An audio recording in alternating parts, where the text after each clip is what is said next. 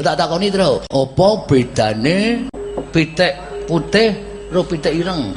Kuwi bedhekan ki ngono kuwi masuk rasional. Pitik putih karo pitik ireng padha wae. Kok bedane ana piye? Bedane ana.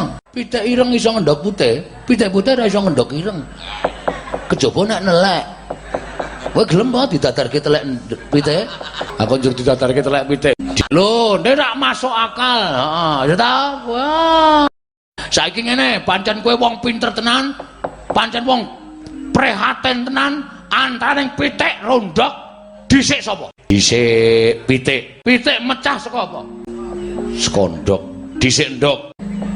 Ndok saka ngendi? Saka pitik. Wah angel lho. Nek pancen ngelmu tuwa, pitik rondok dhisik endi, Gong? Dhisik ndok. Ndok saka ngendi? Saka pasar.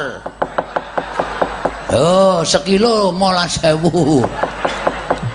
Oh, lah kuwi pertanyaan edan kaya ngono kuwi aku ora iso